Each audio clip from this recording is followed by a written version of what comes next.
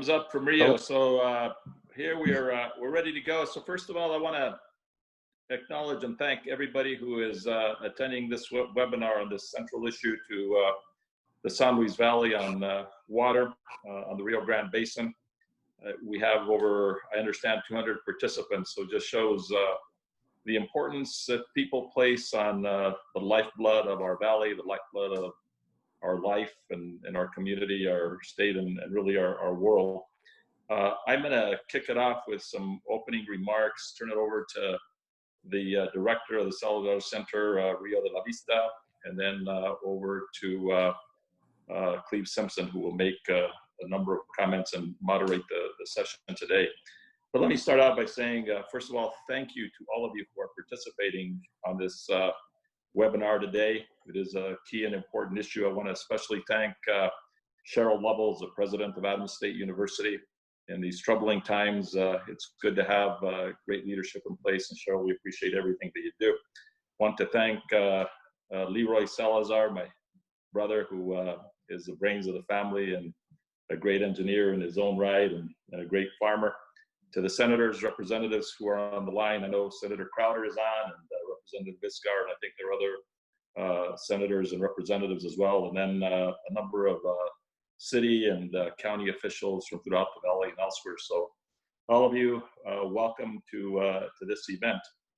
I also just want to give a shout out to Dan Gibbs, who's the director of the Colorado Department of Natural Resources, a position that I held once back from 1990 to 1994, and I know he's on the phone and cares a lot about these issues, not only in the valley, but statewide, and the water plan that is being executed around the state of Colorado. So thank you all for being a part of this. I wanted to start out by just making a couple of observations about the world that we are living in. You know, as Kevin and I and Rio were talking about just this world of turmoil. We are today, as a humanity, as a society, as a nation, as a state, living through some times of great crises.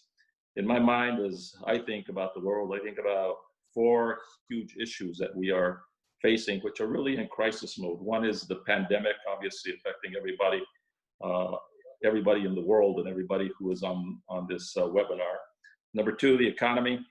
Jobs, what's going to happen with the economy in the United States, unemployment rates near what they were, in fact, higher than they were during most of the time of the Great Depression, not knowing exactly where the economy is going to go.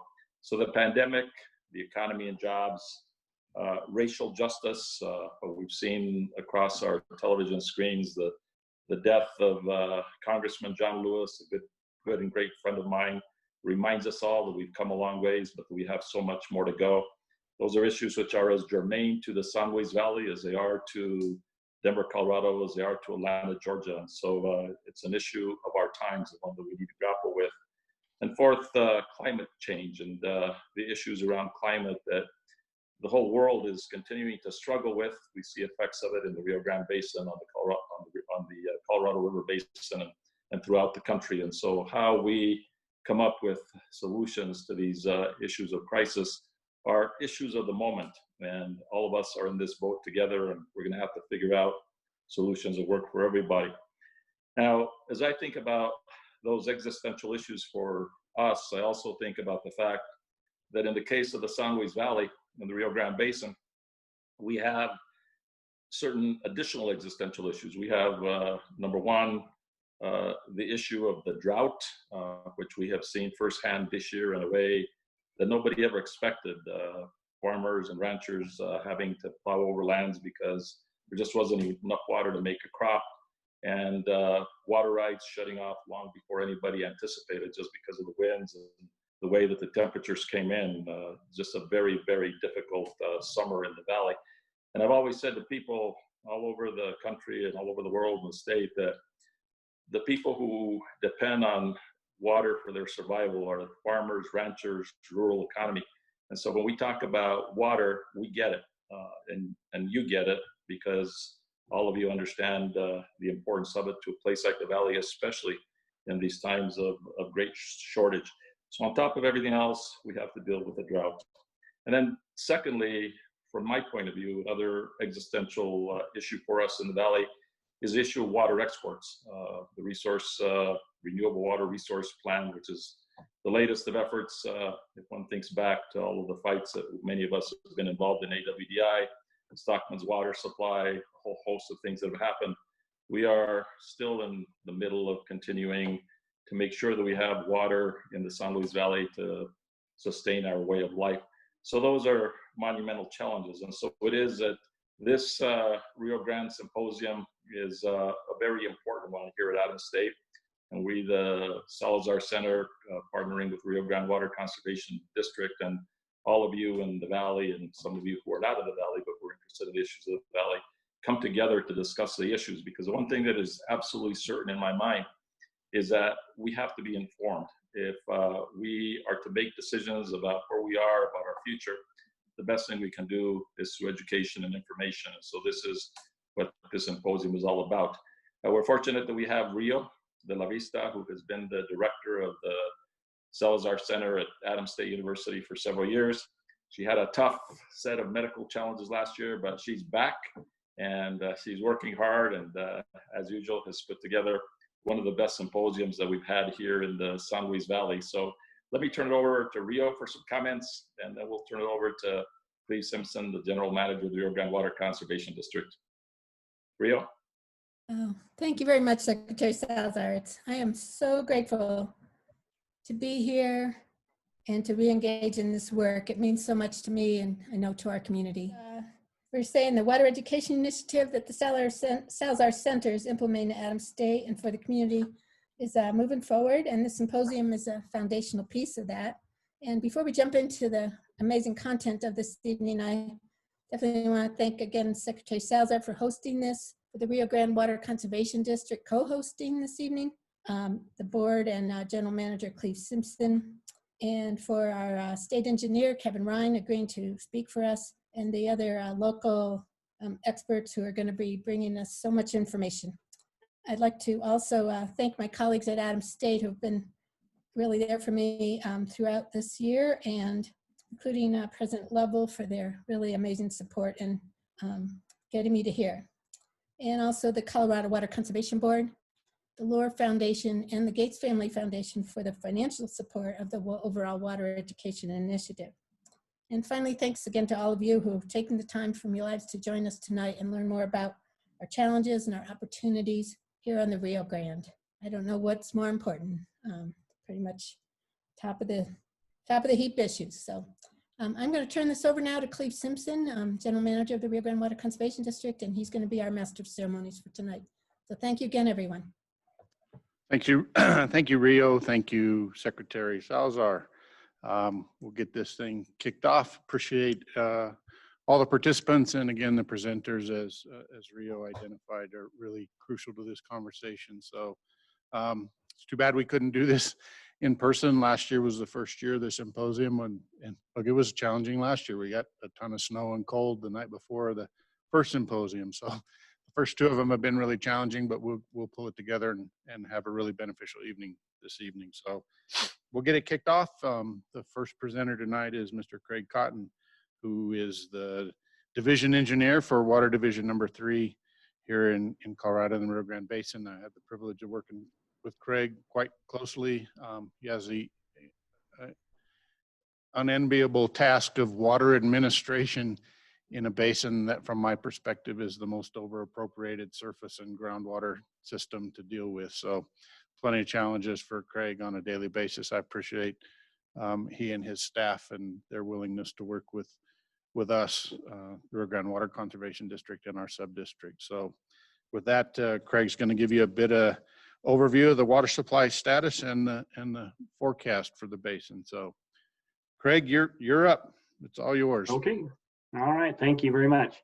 And Michael, I think you had my presentation. Is that correct? You're going to run that?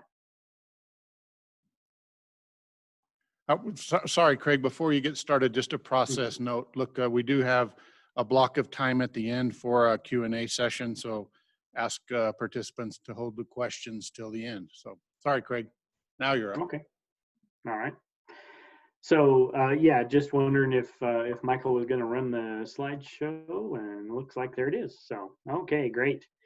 Well, I appreciate everybody joining us. I'm going to run through the surface water situation that we've got going on here in the San Luis Valley, and due to time constraints, it'll be a fairly quick tour around the valley. But one of the main things that I think is very important whenever we talk about surface water is to just know what we're talking about as far as the average, as far as our highs and lows that we've had on the river systems around here. And then we can kind of gauge where we are as compared to those highs and lows and averages. Here in the Rio Grande Basin, we're very fortunate that we have one of the oldest gauging stations in the country on the Rio Grande near Del Norte. And that was put in 1889. And so from that point forward, we've got a very good record of stream flows. And you're seeing a picture of it right now. This is the histogram from 1890 to present. And you can see that the highest flow that we've had during that time period has been about 1.1 million acre feet in 1907. The lowest has been about 150,000 acre feet in 2002. And so a wide range of flows. The dotted line there, the blue dotted line in the middle, is the long-term running average. And so we're currently at about 640,000 acre feet of long-term running average on the Rio Grande. And I really want to focus pretty much on the last 3 years. So 2018 was another very low year. It was the fourth lowest on the Rio Grande for us at about 280,000 acre feet. And then the next year, last year, 2019, was one of our higher flows at about 930,000 acre feet. And then right now we're predicting about 425,000 acre feet on the Rio Grande. Definitely not a real good year for us on the Rio Grande or any of the rivers and streams here in the valley. Next slide. So most of our stream flow comes from our snow water equivalent that we've got in the mountains surrounding us. And so this is just a graph of that. The two red lines there are the average and median. The green line is 2017, which was a decent year. 2018 is represented by the yellow line, which was not a good year. And then last year is the blue line, which was another good year. And currently, 2020 is the black line there. And so if you can see that, we got really fairly close to our average about April 1st. We were looking fairly good and actually had kind of hoped on that we were going to have a decent year. And then the wind started, we sublimated a lot of that snow and lost a lot of that either to the atmosphere or to the ground, and it didn't get into our rivers. And so that's kind of what we're going to see on the next slides. So we'll go to the next one. And we'll just go around the valley. We'll start at the Rio Grande near Del Norte. And the blue line here is this year as compared to 2018, which is the orange line. And then the dotted line is the average. And so on the Rio Grande, you can see we hit a peak of about 3,000 CFS. Not too bad, but then we dropped and actually got down fairly close to where we were in 2018. Luckily, we've had some rains here in the last few days, and that has kicked us up just a little bit on the Rio Grande. Next slide. Going north, Sawatch Creek near Sawatch. This one actually is a little bit less stream flow runoff than we had on the Rio Grande. We only got to a peak of a little over 100 CFS as compared to an average of about 200 CFS, and then long-term decline throughout the summer season. You can see the last week or two we have had some increases on Sawatch Creek, but not especially large there. Next slide. Moving over to the Sangre de Cristos, North Crestone Creek, we actually had a fairly good peak of about 45 CFS, but then a rapid decline on that one down to base flows and really close to where we were in 2018, and then a little bit of a rise the last few days. Next. Moving down on the Sangre de Cristos, this is U Creek near Fort Garland, and this is an interesting one. We've actually had a fair amount of rain in that basin the last few days, and so we've actually kicked up and had fairly good flows here the last few days on U Creek. But the stream flows in the spring and summer season just haven't been there, haven't been much at all, and actually pretty close to where we were in 2018. Okay. Moving down south, Trinchera Creek above Turner's Ranch. This again is just another pretty bad example of what our situation has been this year. Just not a whole lot of stream flow. Didn't really even get much of a runoff at all on Trinchera Creek, and got pretty low flows and actually are down to about 20 CFS. We did get a little bit of a increase here the last couple of days on that one. Okay. Moving farther down south, Culebra Creek at San Luis, and this is kind of an interesting pattern, and the pattern's because of Sanchez Reservoir being right up above that, and they open and close their gates multiple times per season, and that's what that pattern is that you're seeing. But we can actually still see the magnitude of the flow throughout the season, and so you can see that here's one of the streams in the San Luis Valley where we actually might have less stream flow this year than we actually did in 2018, which is definitely not a good situation. We're definitely hoping for some additional rains down in the Culebra Creek Basin to kick those flows up there. Okay. Moving back to the San Juans, the Canales River near Margoti, and this is kind of an interesting pattern. This is a real similar pattern to what we had in 2018. Early peaks and then just not much at all, just a rapid decline in our stream flows. Real similar to 2018, and but we have the last few days actually gotten some pretty good rains on the Canales and brought those flows back up. Next. And then finally, the Alamosa River above Terrace Reservoir. Here again, real similar pattern to 2018, low stream flows, dropping down to just base flows. And then the last few days getting back up to about an average flow for this time of year. So that's kind of what we're looking at as far as surface water here in the Rio Grande Basin this year. Now I'll pass this back to Cleve. Very good. Craig, thank you very much. Look, we're just a little behind schedule, but I want everybody to appreciate, again, I'm willing to stick around beyond 7 o'clock and answer questions. So presenters don't feel rushed, just do what you can. So next up is Clinton Phillips. He's a professional engineer with Davis Engineering. Davis Engineering does all the engineering work for the Rio Grande Water Conservation District as well as the San Luis Valley Water Conservancy District. So it's been a pleasure working with Clinton over the years. We're going to turn it over to Clinton to review and talk about aquifer status and projection of what's needed to recharge. So Clinton, you're up. Thank you, Cleve. I appreciate it. Michael, can you turn on my screen sharing, please? Or do you have my presentation either way? It's on, he says. You're on. Okay, thank you. Appreciate it.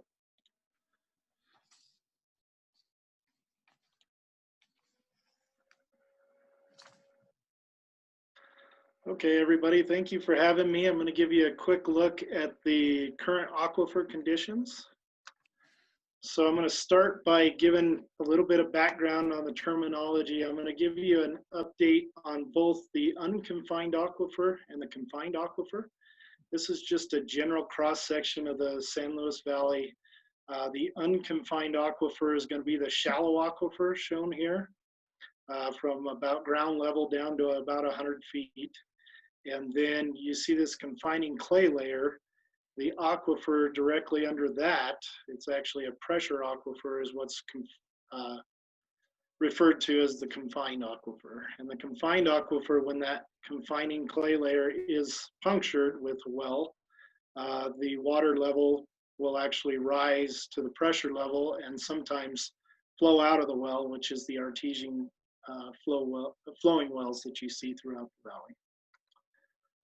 So I'm going to start by giving you an update on the unconfined aquifer. So in the 1980s, Davis Engineering started a study for the district, the unconfined aquifer storage study, and it encompasses this hatched area shown in the in this map right here, and it includes 27 of the Rio Grande Water Conservation District's monitoring wells. The change in storage is computed using the Thiessen mean method or Thiessen polygon method. And what that is a area or a polygon is assigned to each well. And then it is assumed that the change in water level is the same throughout that entire polygon area. And so you see here, the green is obviously the polygon areas or the area influence for each well. And then the blue, just for general discussion, is the Subdistrict 1 boundary. And I'll be talking later in the slides about Subdistrict 1. So to give you an idea where that's located, most of the Subdistrict 1 boundary encompasses the study area for the unconfined aquifer storage. So the unconfined aquifer storage is updated monthly, calculated monthly. So in July 2020, we saw a decrease of 75,408 acre feet. The change between July 2019 and 2020 was 112,606 acre feet. And that puts the current aquifer level at 1,141,462 acre feet. Now, I mentioned Subdistrict 1 earlier in the slide to show you the area. They have a plan of water management that says that the 5-year running average level has to be recovered by the end of their plan year, or the end of their plan, which is 20 years, to a level of negative 400,000 on that change in storage. So the current 5-year average level is 1,080,972 acre feet. And so the acre foot needed to get that average to negative 400,000 is 680,972 acre feet. And this number gets updated every December. So this was as of December 2019. So this is part of the study. A graph is developed. You see the change in storage is on the y-axis here, vertical axis, and your x-axis is your time frame. The blue line is the monthly change, and the red dashed line is the 5-year average. And that is the line that Subdistrict 1 is trying to get to negative 400,000. Second graph shown here, this gives you a snapshot of the study from 2002 to current. We had the 2 big drought years, 2002 and 2003. So this kind of just gives you a look of what's been happening with that study since that time period. And it also includes the change, September to September change of each year up here.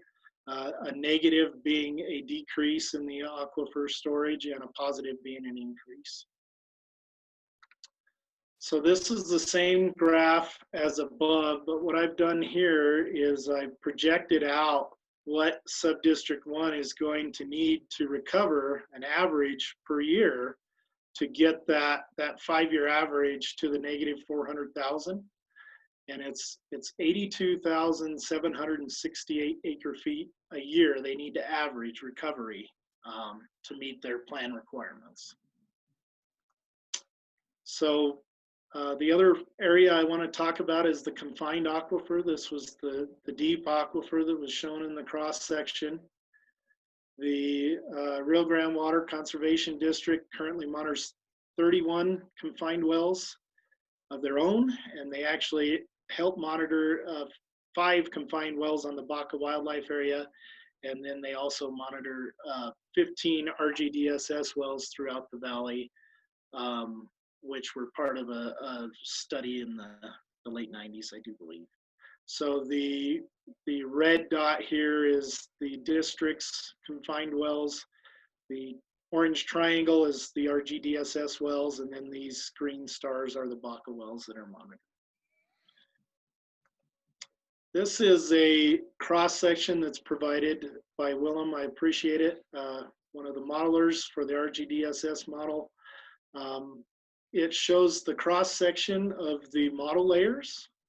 And I don't want to get too far into this, but I wanted to show you, you have model layers 1 through 5 here, I do believe, 5 being the deepest, this purple, and 1 being this orange at the top. But I wanted to show that the model layers are not consistent throughout the valley.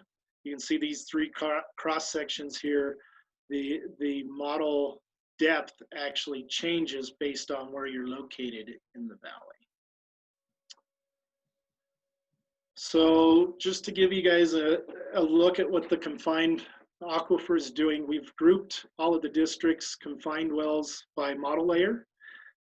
We only have 1 model in layer 5, majority of the, or 1 well in layer 5. Majority of the monitoring wells are layer 4, and 3 and 2 here. So the well name is all the way to the left here. The time span that we're looking at in this table is June 2019 to June 2020.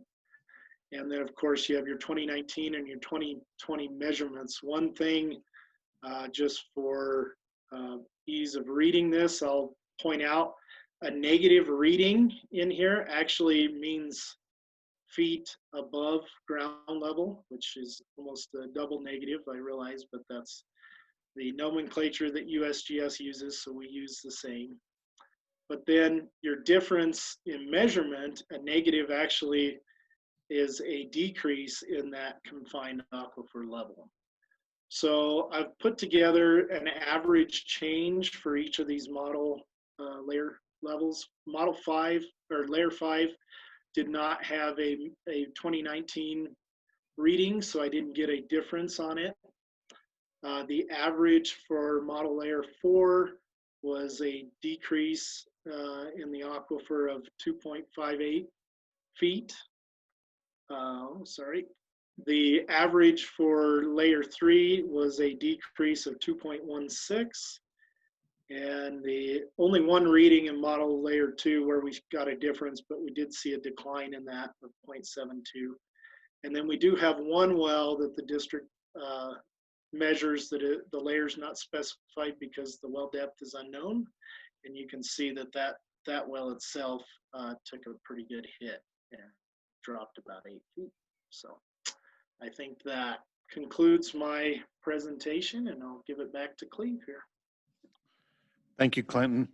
And look, folks, most all that information Clinton is providing is readily available on the Rio Grande Water Conservation District website. Every month we update the graph that shows a change in the unconfined aquifer in the study area, and then you can access any number of individual wells that we measure, monitor, as well as USGS. So thank you, Clinton. Next up, we have Amber Pacheco. Amber is the program manager for the Rio Grande Water Conservation District. I can't emphasize enough how valuable Amber has been helping get sub-districts, which is what she's going to talk about, sub-districts of the Rio Grande Water Conservation District, getting them formed, and by formed, they get approval by the district court, and now getting them operational, and I'll let her provide all the details of how that's going. So welcome, Amber, and you're up. Okay, thank you, Cleve, and thank you everyone for taking some time with us tonight. I'm not very good at Zoom meetings yet because I haven't had very many, so I apologize if I fumble around. But Michael, if you could put up my presentation, please.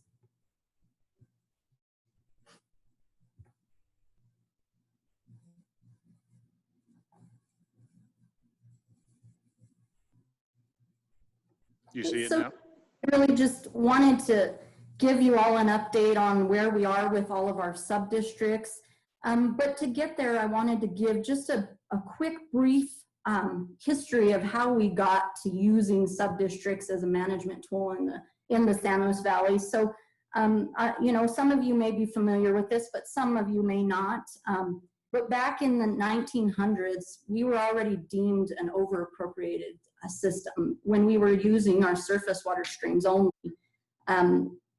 With that came shortages of water, so we started to tap into our groundwater systems, both the confined and the unconfined that Clinton just showed you. We jump ahead 50 years, and by the 1950s, we were already using thousands of wells around the valley. mainly for flood irrigation, but there were some other uses. But that groundwater use continued to grow, and we relied more heavily, as Craig showed you on the Rio Grande, as we started to see more dry years and longer periods of drought here in the valley. We rely more on groundwater in our wells, and what used to be a supplemental source to us has kind of become our first source, with our surface water kind of supplementing the well use. So, and then to top it off, we see the drought that hit us in the early 2000s, 2002 being the driest year on record for the valley. And of course, we turned to groundwater use heavily in those years. So we can see from this history that this valley has really grown to rely on our groundwater, and concerns have grown heavily. And we've been spending a lot of time the last years. I've been with the district for 15 years and spent every day working on the challenges of how do we manage this finite resource. And so we, it's taken a lot of effort, and the state knows they've put out a couple of attempts to draft groundwater rules and try to regulate those, and those attempts had failed back in the early 70s. And then we went to gathering information. The state and others, our well program here at the district over the last 20 years, just gathering information about what we really have here in the valley in terms of our water resources, and then the state using that information to put together a groundwater model that we use today to show us how the groundwater use that we have is impacting our senior surface water rights around the San Luis Valley. So next slide, Michael. And so to get us to sub-districts and kind of doing some management of our water resources, it took a couple of statutory actions. The first being Senate Bill 04222, which Senator Entz carried back in 2004. And really what this bill did was it gave the state engineer some discretion in allowing the continued use of groundwater, so long as that use did not materially injure senior surface waters. And also it gave him some discretion to only curtail groundwater at the minimum necessary to meet those standards in that bill. So it allowed the state engineer a little more discretion in how he manages the aquifers here in the San Luis Valley. And then it also added some language about sustainability of our aquifer systems, and it requires that the aquifer systems be maintained at a sustainable level around the San Luis Valley, instead of mining those resources as we continue to use groundwater. So that came first, and then during that time, the Rio Grande Water Conservation District was also going through a change of their statute that allowed the establishment of groundwater management sub-districts under the authority of the district. So those two things coupled together allowed our community to put together this idea of sub-districts and the community kind of coming together to try to manage the resource rather than having to be heavily regulated. So next slide, Michael. And so on September 23rd, 2015, then State Engineer Dick Wolf filed the rules governing the withdrawal of groundwater in Water Division 3, and also establishing the irrigation season here for the division. And those rules were challenged, but they were finally approved, and as they were promulgated and filed with the court on September 23rd, 2015. So those rules became effective in this division on March 15, 2019. And really those rules set out a timeline for coming into compliance for well users around the valley if there was to be no curtailment of the groundwater use here in the valley. Next slide. So the rules gave a couple of options to well users, and the first, of course, being to join a court-approved groundwater management sub-district. The second being they could obtain a court-approved plan of augmentation individually, or smaller groups of owners could go through their own process of augmentation. In a short term, they could obtain a state engineer approved substitute water supply plan so they could keep their wells operating as they attempt to get a plan for augmentation approved. Or lastly, and the least, the option that we like the least is that the wells just cease pumping. Next slide. And so within the groundwater model, they set up a number of response areas here, and you can see them laid out here. And 6 of these response areas lie within the Rio Grande Water Conservation District's boundaries. And a 7th one, the Trinchera, lies within the Trinchera Water Conservancy District boundaries. So these areas are larger right now than the area that is covered under a subdistrict. But we use these response areas when we were forming our subdistricts because they were areas that were similar in both community interest and also in the hydrologic and geologic sense. So the impacts were being calculated through the model in these areas. So we followed these response areas when we were setting up our subdistricts. Next slide. And so just a quick update, we do have all 6 subdistricts within our boundaries formed and established through the courts. Of course, subdistrict 1, as Clinton showed you a boundary earlier, is the largest of all of our subdistricts in terms of wells and land that it covers.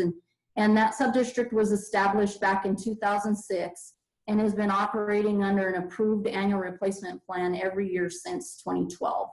And that subdistrict has added some wells over time through contracts, but their last ARP states that they're now covering 3,481 wells. And this includes both unconfined and confined wells within their boundaries.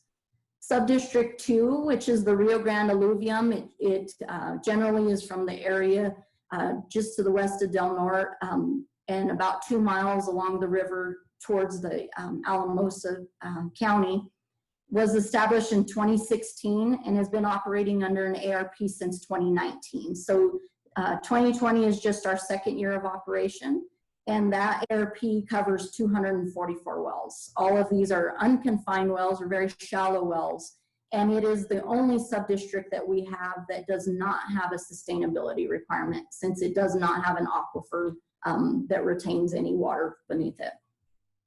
Subdistrict 3, the Caneos, down in the south end of the valley, was established in 2017 and has also been operating under an approved ARP since 2019, very similar to Rio Grande Alluvial Subdistrict.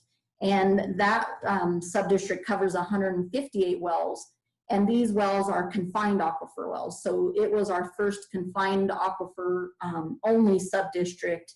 And so even though we have only 158 wells, they tend to be larger wells with higher capacity and can irrigate more land. So the land that it covers is much larger than it would seem with only 150 wells.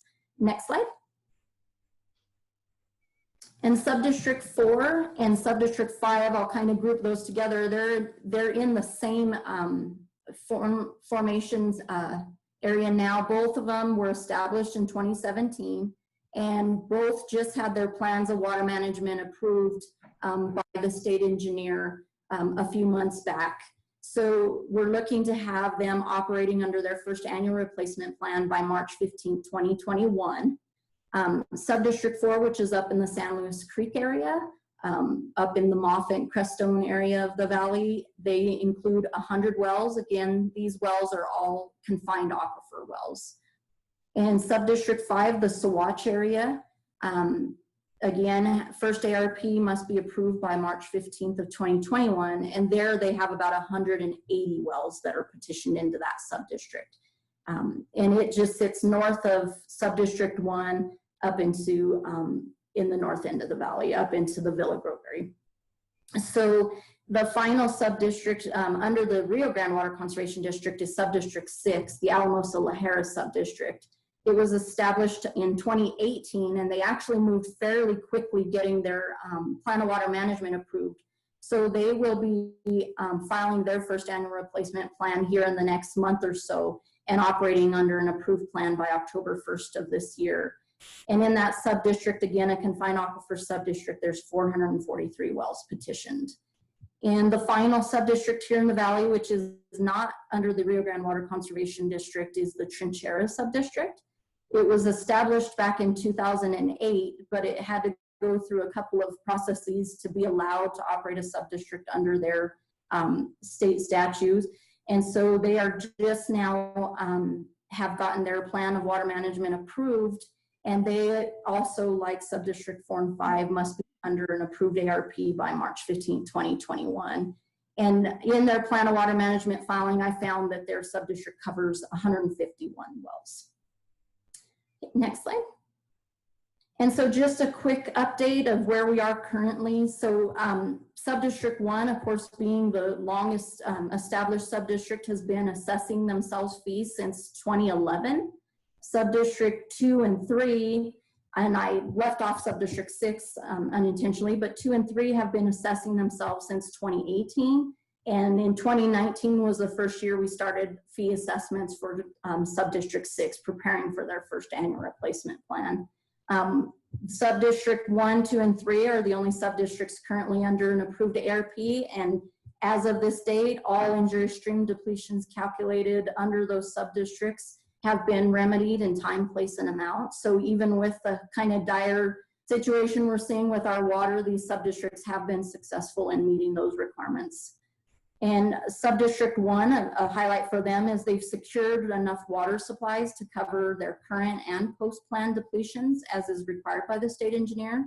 Other sub-districts are in the process of securing a similar amount of water or other remedies such as forbearance agreements or other type of arrangements with water users around the valley. And next slide.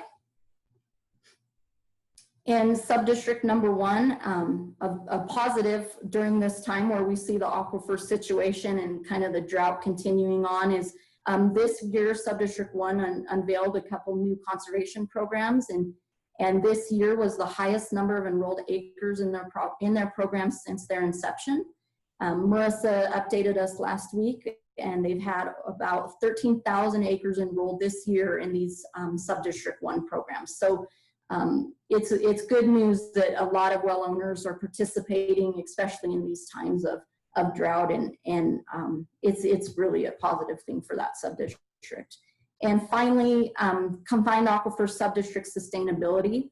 The state engineer recently published the most recent update of the 5-year average groundwater withdrawals, which these sub-districts use as a gauge to know whether they are meeting the sustainability requirements of the rules.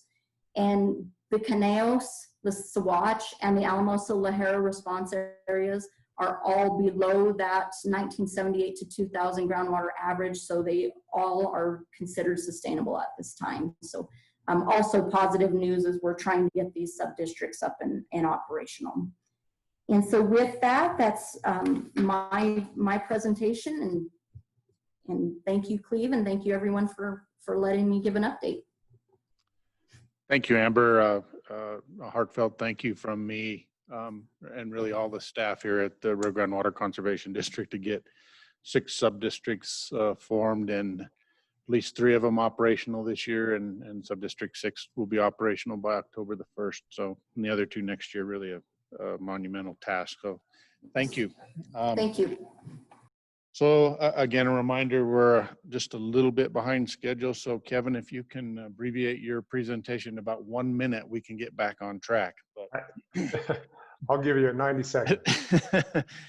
Again, if everybody will just bear with us, we'll have plenty of time, and please don't feel rushed. Kevin, it's my pleasure to introduce what I would characterize as a keynote speaker for our symposium. So it's a pleasure to have State Engineer Kevin Ryan with us this evening. In July 2017, Kevin was appointed the State Engineer and Director of the Division of Water Resources. So he got lumped right in Division 3 in the middle of groundwater rules and regulations. So like Craig and his staff, it's been a pleasure to work with Kevin since 2017, and again trying to move this basin and our organizations together to kind of a new place. So thank you again, Kevin, for taking time, and look forward to your presentation about the state's view to the future and the role of Division of Water Resources. Take it away. Thank you very much, Cleve. And Michael, can you bring my presentation up? I just want to say thank you to Cleve and to Rio and the group for inviting me. It's a privilege for me to speak and to be a keynote speaker. Quite a pleasure for me. And I feel a little shortchanged this year, knowing that I couldn't come down. I always enjoy the trip to Alamosa, and when I look at the work that people have done this year, people have done over the years, and the local work, it's just a little humbling for me. Michael, do you have my presentation? Because I could probably bring it up from here too if need be. There we go. He was just letting you finish. Oh, okay. Yeah, and feel free to go to the next slide. I'm going to talk about this look to the future and break it down into really just giving everyone a background on the roles and responsibilities of the State Engineer's Office. I think it's good to set that foundation, and then I'll talk on one specific aspect of that, water administration, and how that really forms our relationship with the people in the basin. And again, you know, as I called it, sort of a humbling relationship when I look at all the work the local people have done. We'll talk about local water management. If I have time, I'm just going to make one note about Senate Bill 48 from this last session regarding anti-speculation laws. Might be interesting in my around the state look for the group, but we'll see how time goes. Next, please, Michael. Next. When I look at the roles of the State Engineer's Office, we have the Colorado water users, and they're just that, they use water in the State Engineer's Office. And Michael, if you could do the next slide. And really the State Engineer's Office is serving the water users of the state in these 4 categories that I'm going to describe. But next, Michael, and the next. I'm going to start with routine water use. And routine water use is anything but routine, as it turns out. Routine water use is that diversion of water according to our state's constitution, according to our laws, according to decrees of the court. This is really just the people using their water for beneficial use, for irrigation, for municipal needs, all those things. And we do our daily administration. Now, I'm going to come back to daily administration in a minute, so I won't say any more right now. But the next thing I'll mention is injury determinations next. And we do approvals. What does that mean? In our statutes, there are several things: interruptible water supply agreements, substitute water supply plans, following leasing pilot projects, in-stream flow loans, and very importantly, well permits. All of those things fall under the approval purview of the State Engineer's Office. And each of those says that if the state engineer can find no injury, then he or she can approve, whether it's the well permit, the SWSP, etc. So we're making those injury determinations. It's an engineering function, it's an administration function. Next, water court. We participate in water court. The 1969 Water Right Determination and Administration Act gave us both the authority and, importantly, the responsibility to participate in court in what I would call as that objective technical consultant to the court, to help the court with many aspects of engineering and administration. Next. And then finally, this general area called needs, ad hoc needs, information needs, etc., where we're just providing information and solutions. Next. And then there'll be a couple next. Michael, you can click again and again. Once more. So for daily administration, let's break that down. First, next. We're going to look at direct flow priority administration. This is what I talked about in Colorado. The waters of the state belong to the public resource, and people can appropriate that water with a senior water right. And so for direct flow, it's really just that aspect of administration. We have multiple water rights with different priorities on the same stream. First in time, first in right, right?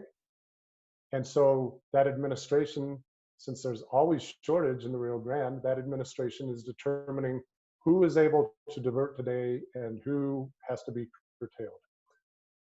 Next administration is reservoir storage, reservoir release. Those are for those times when there's not enough water in the river, but there was earlier in the year.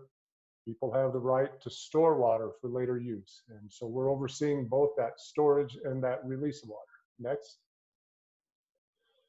Changes of water rights in Colorado, because you may have a very senior water right and you may feel the need to use that for something else. Very often it's an old irrigation water right from the 1800s perhaps, and you'd like to use that for municipal uses, augmentation uses, some other use.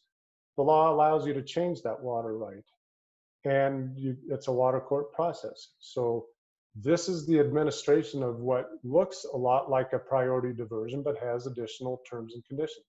Next. Augmentation plans. That's just another situation where someone would like to divert water, but their water right is not in priority, and this allows them to divert that water and provide a replacement supply to prevent injury, very much like what ARPs do. Next. Compact administration. Probably most people on this call don't need me to describe in too much detail, but Craig Cotton, as the division engineer, is making daily determinations on the amount of water that's flowing and who can divert and who can't, with one eye on the compact to ensure that he's making the deliveries that are necessary so that by the end of the year, we will have delivered in that area of where we need to be on the compact. Next. And finally, rules. We talked about rules. Amber did a great job. I'm going to take the baton from her on rules and go next and talk about our administration under the rules. So next slide, Michael. As Amber said, March 15th, 2019, the judge issued her opinion. The rules are now final. Next. What does that mean? How does that affect the basin, and why is the state engineer's office involved in that? This gets back to administration, administering the rules. Next. Because of the rules, as Amber said, wells need to replace the injurious stream depletions. That's what the Rio Grande Decision Support System tells us. One of the things is how the pumping impacts the stream, and those impacts need to be replaced. You see here from the law, however, there's a way out. The state engineer shall not curtail withdrawals if a well is in a groundwater management district and has a groundwater management plan. So remember that groundwater management plan. Next. As Amber said, we have wide discretion to permit the continued use of underground water consistent with preventing injury to senior surface water rights. So what we're doing through that groundwater management plan and ARPs is reconciling this conflict between senior surface water diversions and groundwater use that would injure it according to prior appropriations. So we're using those tools to allow, through that discretion, to allow continued use of underground water. Next. Here's the slide that I really want you to pay attention to, because here's where I'd like to bring what Amber said and what I'm saying together into a sequence. Local interests created the 2004 legislative mandate, Senate Bill 222. We've got a conservation district in the valley. That's a local authority, and we've got a sub-district that's a local authority for a specific area. The sub-district, like sub-district number 1 that Amber talked about, developed its plan of water management, developed by the sub-district to enable well pumping. And I would look at that plan of water management as that big blueprint. This is how the sub-district can move ahead and pump its wells without causing injury.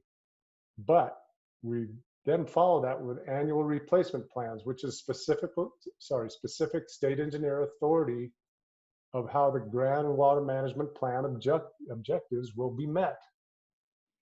Okay, next. So let's bring sustainability into the discussion real quick. The law, again, that 2004 law, Senate Bill 222, said that use of the confined and unconfined aquifers shall be regulated so as to maintain a sustainable water supply. There it is, sustainability in each aquifer system. And then I repeat, state engineer shall not curtail if you're in the groundwater management plan. Next. Here's the point on sustainability. I'm using Subdistrict 1's plan of water management again as an example. It's important that the subdistrict achieve the goals in the plan of water management. You see the underlined area. If the subdistrict is unable to achieve its goals, the state of Colorado will impose limitations on the use of their wells.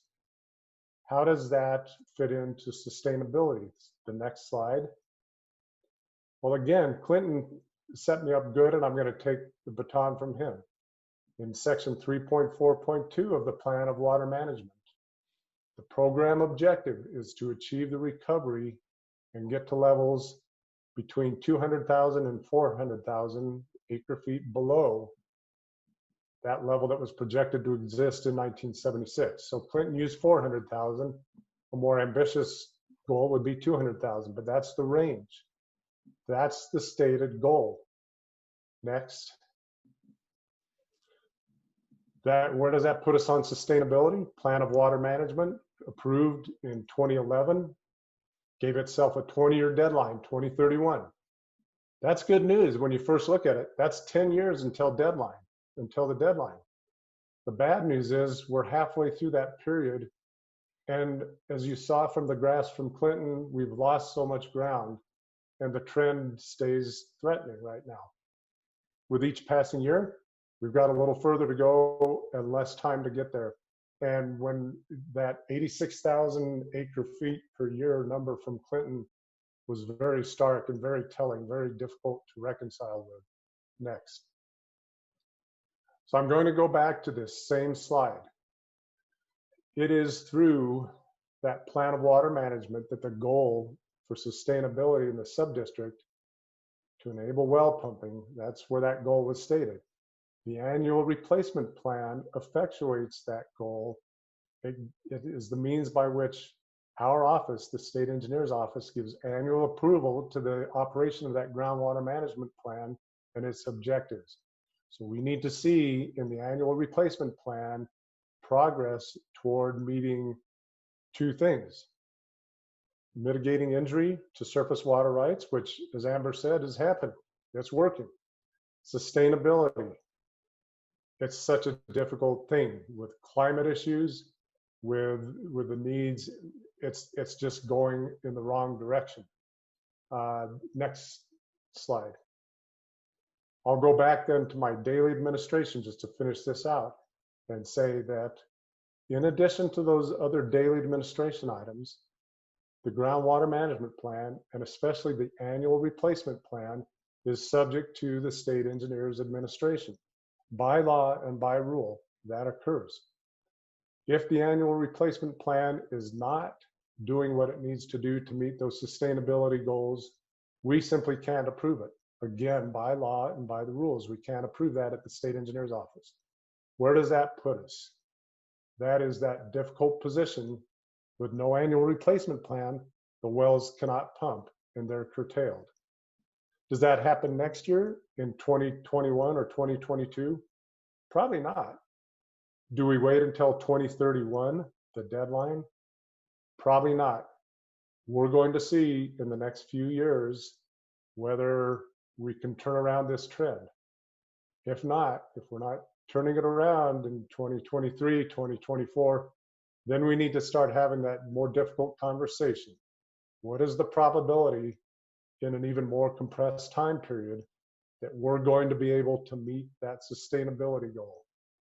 And if we get to those years coming up to 2031 and we're not able to realistically do it, then that's where I have that concern that we won't be able to approve the annual replacement plan and we may be facing curtailment.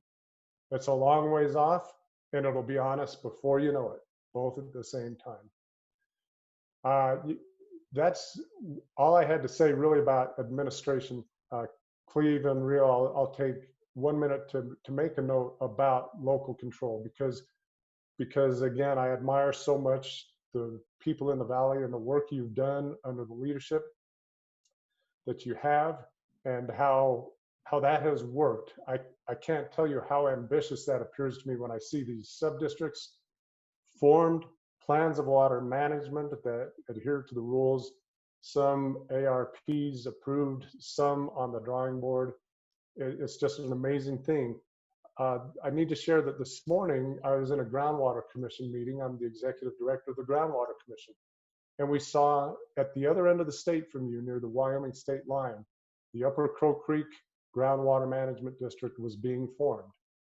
And as the attorney for that group described what was happening, he talked about under the 65 Act and the 69 Act, the intent of the General Assembly was for local water users to manage their own water and not have the state come in and tell them the details on how to do that.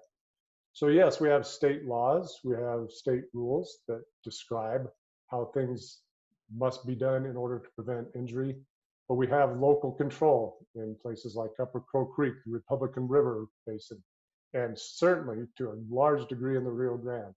So local control is something we see around the state. I'm going to just take the last 30 seconds and mention, I did want to do a bigger around the state description of what's going on, but I'll just mention Senate Bill 48. I think speculation is an important concern, even in the Rio Grande Basin, even though it's over appropriated when you talk about exports. And there was a law passed this year that provides for a study of anti-speculation laws and whether they need to be stronger. And I can tell you that Dan Gibbs hit the ground running and didn't waste time on this. He has organized a potential group for to appoint to that study, to that work group, and that's moving ahead. So there will be work done on Senate Bill 48 as we anticipate. Wish I had more time, Cleve. I'm going to just stop right there. All right, Kevin, thank you very much. Again, appreciate your leadership and Craig's and the staff's here, given we don't lack for challenges in this basin at all. So I know we have some high bars to meet, and again, some daunting challenges in front of it, but keep the communications open and we'll work together, and with a little assistance and cooperation from Mother Nature, we can turn this around and really create something very special here in the Valley. So thank you, Kevin. Appreciate that very much. Thank you. So next up, presenting is Emma Research. Emma's the Executive Director of the Rio Grande Headwaters Restoration Project. And look, we've spent an abundance of time talking about a lot of the challenges. It's a pleasure to have Emma step up and talk about some of the success stories and some of the positive outcomes of a basin that understands how to work together collaboratively to get things done. So along with her role at the Restoration Project, Emma's also the Vice Chair of the Rio Grande Basin Roundtable. So we keep her hopping, and I greatly appreciate Emma's really kind of diving into the water world since she arrived here back in 2013. So with that, I'll turn it over to Emma. Awesome. Thank you, Cleve, and thank you all for tuning in this evening. I'm Michael, if you can get my presentation up, I'll just dive right in. Like all the panelists have discussed, there's many big challenges that are facing the Rio Grande Basin, and I'm really excited that I get to talk to you guys about some of the exciting partnerships and creative solutions that are going on here in the Rio Grande Basin that really give me hope for the future here in the Valley. And really, it's incredible to see the network of individuals and organizations working together to address these big challenges and improve our water resources and the health of our watershed for the future generations. If you could go to the next slide, Michael. Just for those that don't know about the Rio Grande Headwaters Restoration Project, which is the organization that I work for, we're a small nonprofit here in the San Luis Valley that works to really improve the health of the Rio Grande headwaters, to improve ecosystems and wildlife, to improve agricultural water use, recreation, and really the communities that depend on the Rio Grande. So really looking at it from a holistic perspective, and to do that, we really rely on diverse partnerships and working with private landowners, with farmers and ranchers, with irrigation companies, with other local, state, and federal agencies and other nonprofits to do these multi-purpose projects that help address multiple needs. So the next slide. And really where the Rio Grande Basin, I think, has really been very successful comes down to the planning that has gone into a lot of these efforts. So we have a rich history of coming together here in the San Luis Valley to meet our water challenges, and a lot of that success comes from planning. So just as an example, the Restoration Project as an organization really got its start. We were formed to implement the 2001 study, which looked at the health or the condition of the Rio Grande.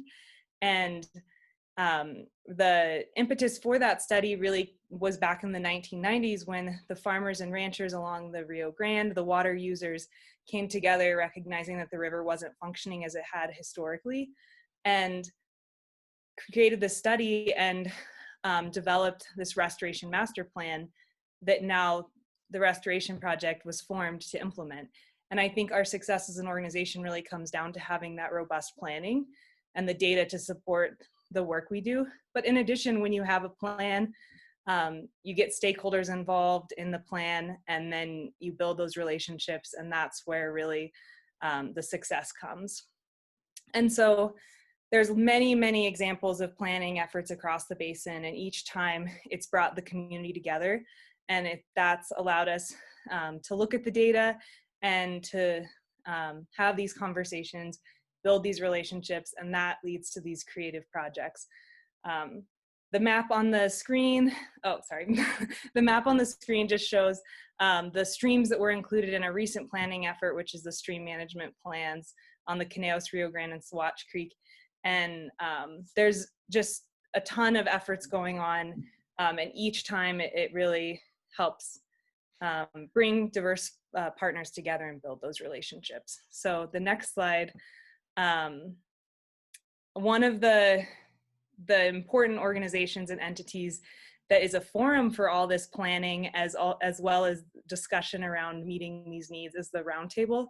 The Rio Grande Basin Roundtable is supported and funded through the Colorado Water Conservation Board, through the state, and there's a roundtable in each river basin and the Denver metro area.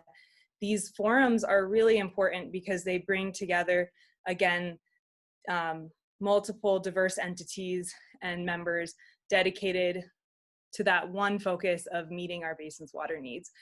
And through the roundtable, the roundtable's funded a bunch of amazing planning efforts, but the roundtable itself has been a part of robust planning as well. And so the Basin Implementation Plan was completed in 2015, which helped support the Colorado Water Plan. And then through that effort, since 2015, tons of projects have been completed, and all with support from the Roundtable and state funding that has come through the Roundtable. Next, Michael. So all this planning, like I said, really leads to partnerships and projects. And so I wanted to highlight some examples of really important projects that have been going on here in the San Luis Valley. Agricultural infrastructure, irrigation infrastructure is super important to supporting our agricultural community and to making sure that this Division of Water Resources is able to administer water rights, and that the water rights holders are able to get their water, and that whole system works. However, we have quite a bit of aging infrastructure here in the Valley. So there's been some incredible partnerships between nonprofits like the Restoration Project, between the ditch companies, between the state and federal agencies to implement these infrastructure improvement projects that not only help improve water administration and help the irrigators get their water when they're in priority, but also include environmental and recreational benefits like fish passage and habitat restoration, and including safe boat passage. So that's an important and really exciting thing that's going on here in the Valley. There's also been a lot of habitat restoration work, as well as conservation easements to help protect the agricultural areas, the wildlife habitat, the river corridors. And then when you have planning, you also start to understand where you have data gaps. And so through planning and partnerships, we now have a radar here in the San Luis Valley, which is very exciting. And that wouldn't have been possible without all the partnerships and collaborations that came from having a planning and these forums. So if you want to go to the next slide, Michael, just wanted to, again, there's so many exciting examples going on, so it's hard to, I can't summarize them all, but I just wanted to highlight all the organizations and water users, nonprofits, state and federal agencies. We have an amazing history of collaboration here in the Valley, and it's led to just some really exciting projects to meet multiple needs. Next, Michael. And something that's going on right now in the San Luis Valley that the Roundtable is working on is the update to the original 2015 Basin Implementation Plan. And this is looking at using the state technical update data, local data, taking that opportunity to update the original Basin Plan, because planning, as we know, is an iterative process. And as we know more, we need to update that and better understand how we can prioritize and focus our efforts looking towards the future. And so I wanted to highlight that this is a great, we need the help from all our stakeholders and from the community to make this update the best it can be. So the Rio Grande Basin Roundtable website is on the slide. It's www.rgbrt.org, and it's a great website. You can go to the Basin Implementation Plan update page, and there's contact info and ways to get involved. So I'd encourage everyone to do that. And then if you want to go to the next slide, Michael, just wanting to highlight some other ways. Again, I put the Roundtable website up again because it has so many great resources. There's tons of information. There's some beautiful videos that highlight a lot of these topics that we've talked about. And the Roundtable as an entity is a really great resource. So highly encourage people to attend the Roundtable meetings, which have been happening virtually. And our August meeting's canceled, but there will be one in September. And so I encourage people to join for that, get involved in the BIP process, and just supporting local watershed groups and organizations. Get engaged with these groups because they're doing fun volunteer and education events. They're getting people out on the river and engaging in that way. And then I wanted to just highlight one fun event that's coming up. A way to get involved is the Restoration Project's annual film festival event called Rio Reels. This year it's going to be virtual, but we're planning a really fun lineup of films, and it's going to be available the weekend of October 30th through November 1st. So the films will highlight some of these issues that we've talked about and really shed light and celebrate the rivers and the way they're positively affecting our lives. So tune in for that. And then finally, just wanting to give you all my contact info and then the Restoration Project's website, because there's lots of great information there as well. This is a really big topic to talk about, but I am really excited to get to work with all the panelists here and with so many different organizations and partners to get to improve the health of the river and meet the basin's water needs. So thank you all. Very good. Thank you, Emma. Appreciate that very much. Great work at the restoration project. Well, again, I appreciate everybody kind of sticking with us. We kind of blew the schedule out of the water almost. So I'm last on the agenda, and I thought that afforded me a great opportunity to go as long as I wanted to, and because I'm the MC. But my task today or topic is to talk about water exportation threat. So look, I would highlight a number of the presentations today really deal with, I borrow a phrase from the Nature Conservancy. It's about our water security issues in this basin. And look, we're not that dissimilar from other basins in the state or really in, in the Western United States dealing with water security issues. So when you layer in a proposal for exporting water out of the basin, it just complicates that discussion even more. So I wanted to spend just a little bit of time covering kind of three topics: history, and then some specifics about the current export proposal and what they've been engaged in here lately, and then really more importantly, what we've been doing. So just a brief discussion about history. Look, if you've lived in this basin any time at all, you'll recognize we've had this discussion on more than one occasion, almost like clockwork, almost every decade beginning in the 1970s.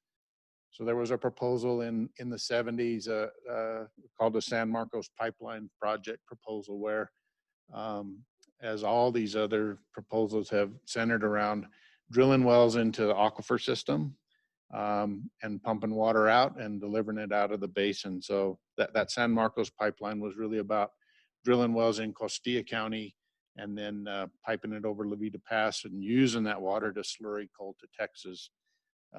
So, that one, we defeated that one back in the 70s. And then they just line up after that. American Water Development Incorporated, AWDI, was really a big effort here and brought the community together in opposition to their proposal. Stockman's Water wasn't long after that. Then after that was another group called Sustainable Water Resources, which somewhat mimics what the current proposal is from the new group called Renewable Water Resources, and their described project to drill wells into the confined aquifer system in the north end of the valley and pump 22,000 acre feet out and deliver it somewhere to the Front Range. I'd highlight a couple of points of interest that they didn't always coincide with these projects, but over time, the district, the Rio Grande Water Conservation District, the other water conservancy districts, environmental groups, people were very active in helping to kind of create a more water secure environment here for us. So really, it kind of started a recognition about this water security issue. Well, you can go back as long as you want, almost to 1900s, but I'll just start with, the early 70s, 1970, when the state recognized there was some sort of imbalance and a problem between groundwater and surface water here, and a moratorium on confined aquifer wells. You had legislation, at the Capitol around what's called 1041 permit authority. So counties have the ability to have some control over projects that impact the county and our intrastate projects. So Saguache County was really instrumental in jumping out in the 1990s and crafting some what are called 1041 authority rules and permitting requirements for projects, much like a pipeline. And the Rio Grande Water Conservation District has been very public about our interest in working with Saguache County and reviewing those 1041 authority regulations and offering suggestions to strengthen them or make them more applicable to today. They hadn't been updated since the 1990s, so working on that. Out of again necessity in the past, there was federal legislation called the San Luis Valley Water Protection Act that really limits or requires federal agencies' involvement in projects if they seek a permit through one of the federal agencies for a pipeline project that moves water out of this basin.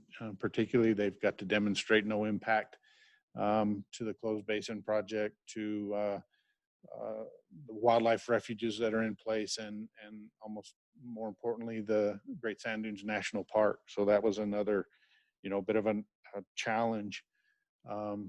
Through legislation, it was mandated the state work on a model that had a better, representation and understanding of the confined aquifer system here. So in 2004, we had the confined aquifer new use rules. Those rules were challenged by water entities here, probably in the interest again of shipping water out, and the Colorado Supreme Court affirmed those rules and identified and agreed that there is no unappropriated water left in the confined aquifer system. So you can make all the claims you want about how much water is in our confined aquifer system, but there is no unappropriated water left. We instituted metering rules, passed in 2007, and non-exempt wells have been required to report their groundwater withdrawals every year since 2009. So this is all in an attempt to add some surety to where we're at and improve our water security system. And then people have talked about it today. Amber and the state engineer talked about rules and regulations about groundwater withdrawals. So that's been kind of a bit of a culmination of where we've been through attempts to export water, and again what we've done to improve our water security. Michael, if you want to pull up, I'm going to have Michael pull up and display Renewable Water Resources website. So you can Google search it, but I encourage you, if you want to Google it, Google Renewable Water Resources and include Colorado in the search description. It's a little harder to find if you just do Renewable Water Resources. So again, proponents for this project approached the district in late 2018 and 2019 with a suggestion that we partner with them and help manage up to a $60 million fund to help purchase and retire water rights. The board, the Rio Grande Water Conservation District Board, said no thank you, and drafted a resolution really in opposition to the project, and announced we would adamantly defend that project or opposition to the project, and make sure it didn't become a reality. The group made a few presentations that I attended to the Saguache County Commissioners and to the greater Saguache community, to the Colorado Cattlemen's, and I routinely attended those and offered a different perspective. Earlier this year, the group conducted a phone survey with some rather misleading questions. I was very fortunate enough, they actually called one of my staff during the workday, and staff brought the phone in and put the speaker on, so I got to hear the survey questions. Very misleading. And then again, now over the last several weeks, Facebook ads, little 10-second clips included in Facebook that are like, did you know the San Luis Valley contains one of the largest aquifers in North America, and I think now they're have changed their estimation of how much water is there to 1 billion acre feet.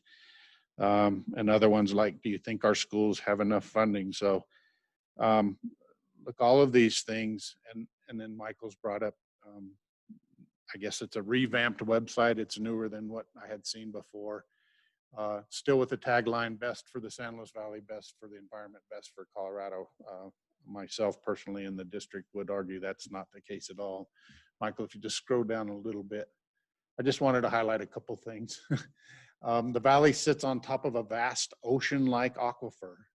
The aquifer is one of the largest in the United States and divided into 2 sections. Well, I'm not sure ocean-like is an appropriate description of our aquifer system, but the next paragraph or description says the largest section stores, now they're saying 1 billion acre feet.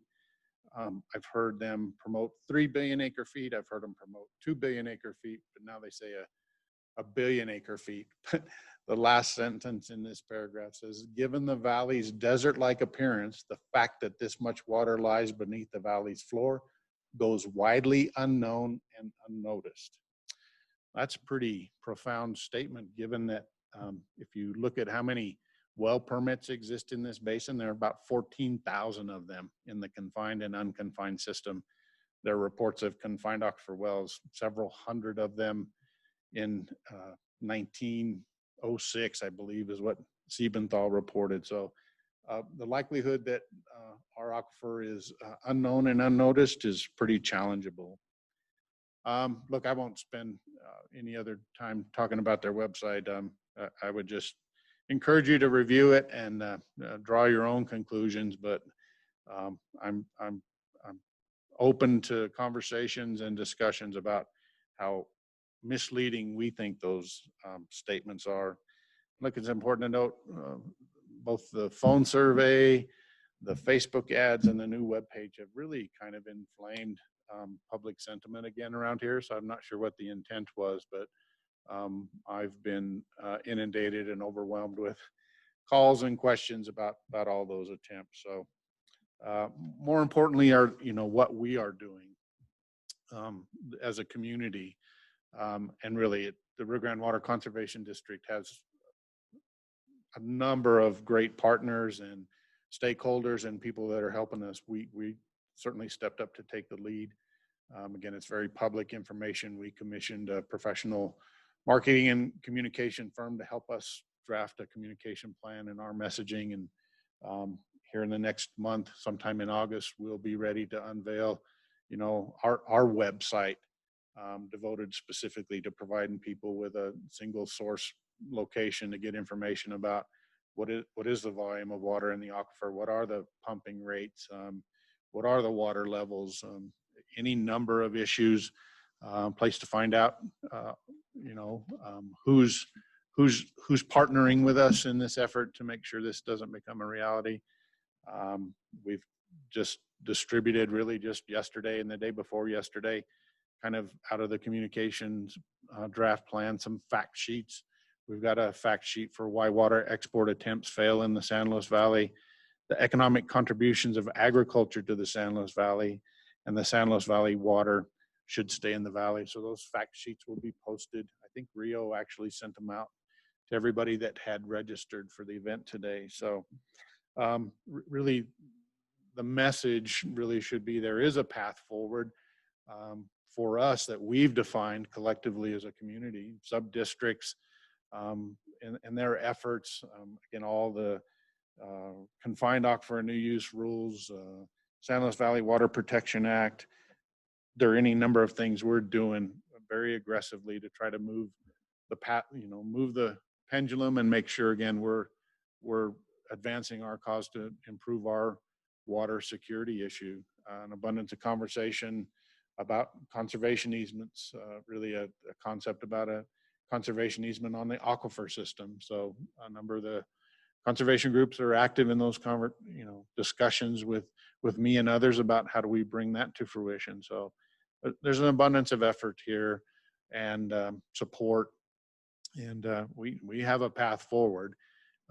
Some things we've tried in the past maybe didn't work as well as they thought. Subdistrict 1 is struggling in their aquifer recovery, but those folks and leaders are working hard to make a difference there. Amber touched on it. They had the highest number of acres enrolled in conservation programs since their inception. So this year they got 13,000 acres enrolled, new acres enrolled. So the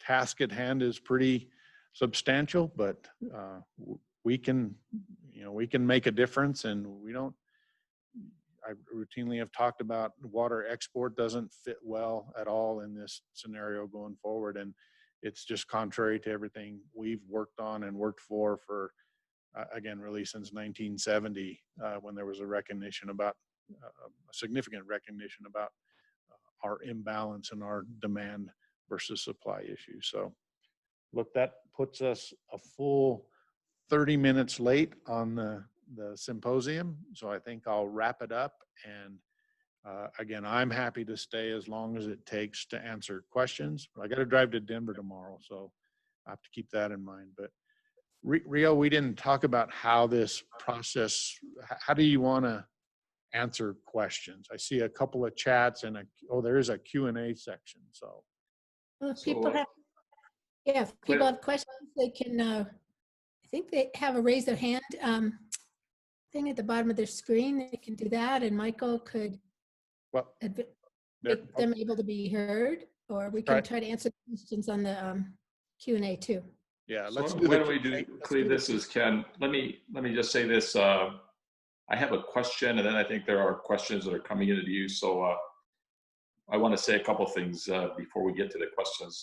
One is, important for people. I guess the questions are coming in via chat, and so they ought to be easy to figure out where to send them. And maybe, Cleve, if you can just keep track of what those questions are. I see 4 or 5 that have come in on the line. But I'm going to take the prerogative, if I may, to ask the first question, and I will start out by saying I really appreciate the presentations. Having the state engineer participate with us is amazing. I know the Office of State Engineer and the powers of the state engineer, and frankly, in terms of state officials, the influence that they have on Colorado and how it looks, how it solves problems is incredible. So Kevin, I just want to say thank you, and I want to say thank you for your focus also on the Valley. Clinton, incredible presentation relative to what's happening, all these efforts, but notwithstanding that, Clinton, you still see the decline in what's happening in the aquifers and what is essentially a mining situation that we have on groundwater in the San Luis Valley. Amber, I'm not sure that anybody else anywhere in Colorado could have done what you have done with the district and the creation of all these sub-districts. Yes, infant in some ways, nascent, struggling in some ways, but learning a lot. And it really goes back to the concept that I think Kevin was talking about in terms of the local control concepts that underpin the legal framework for the law.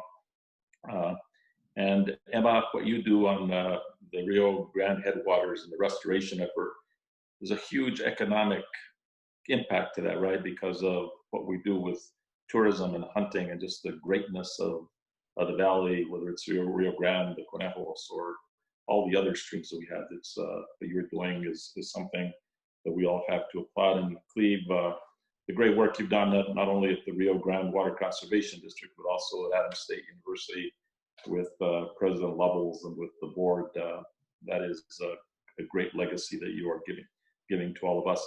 My question to the police, sir, this is like a state engineer, right? You think about director of public safety being important, you think about the governor being important, and it's a state engineer that's important, right? Because he has this massive authority to do these great things, maybe not so great to some people, but essentially curtailment. So hearing the presentations, it just seems to me, and having been involved in every one of these fights since the 1970s, that we are grappling for solutions, but somehow we are not quite getting there. We can deal with the threats, if you will, on interstate issues and the compact downstream. That's a threat to us. We can deal with the issue that Cleve talked about in terms of threats from export projects want to take our water to the front range. We can deal with those things. I wonder though, and my question to you, Kevin, are we ourselves our greatest enemy in the valley? A lot of good things are going on, but when you look at what is happening with the decline in the water supply, you look at what the statute requires by 2031, 10 years is not a long time. I ask people if they can, just for a minute, to think back to 2011. I know where I was, it wasn't that long ago. So we're gonna have this 10-year period upon us very quickly. So say 3 years from now, we continue to have the same reality in the valley that Clinton described, that we continue to get into more difficult situations.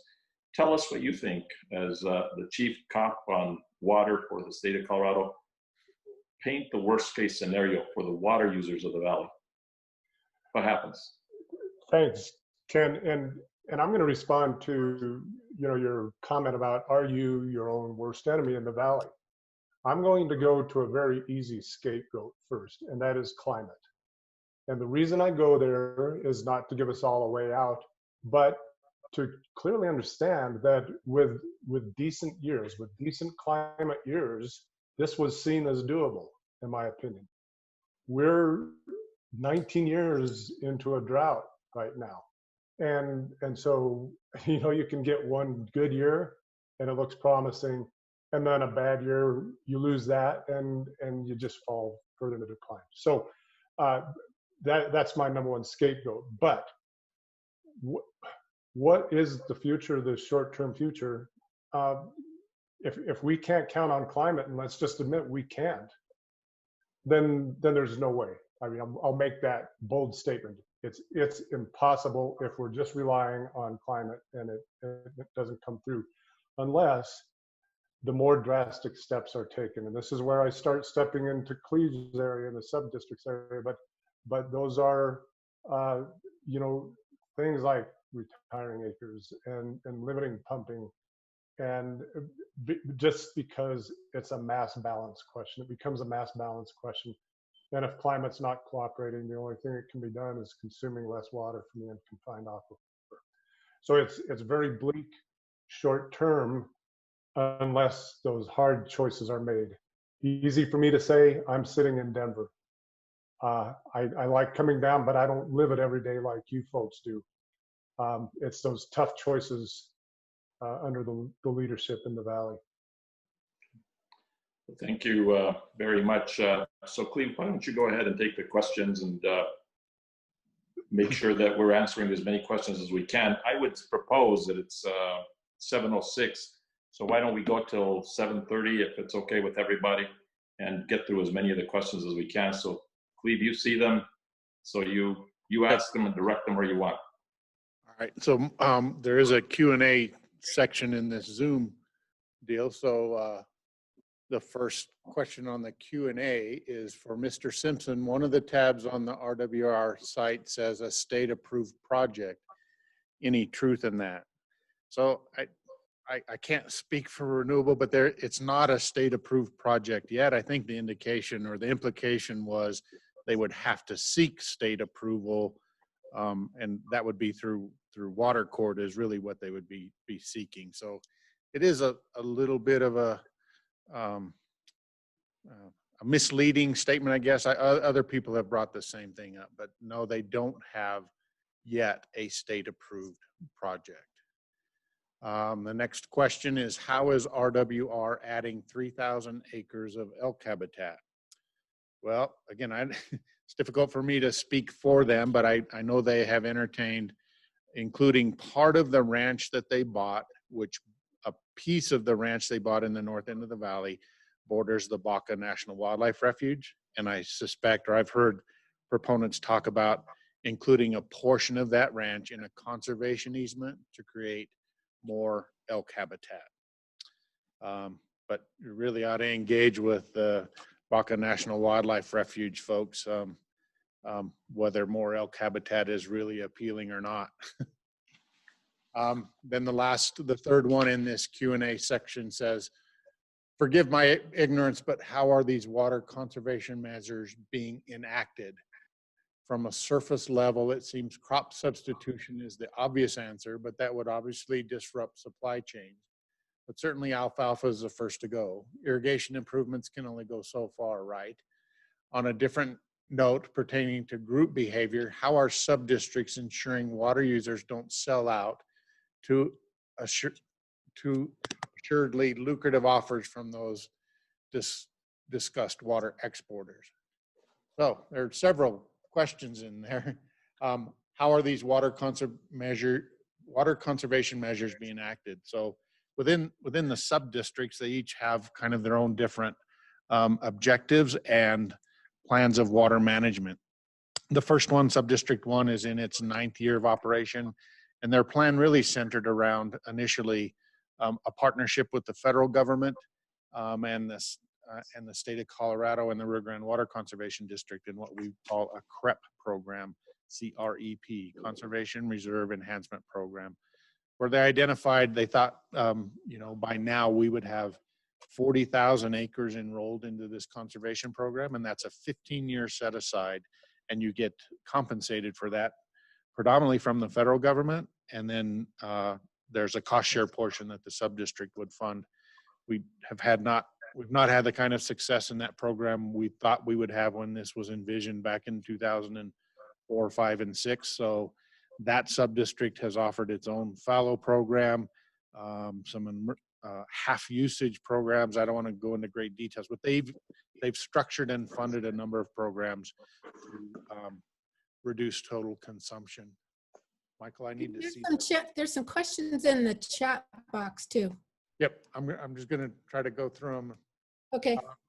And crop types is certainly part of the equation, but it's not probably going to solve the issue. In that we farm at about 8,000 foot of elevation. We get less than 10 inches of precip. We're subject to a killing frost every month out of the year. So there are not an abundance of alternative crops we can grow.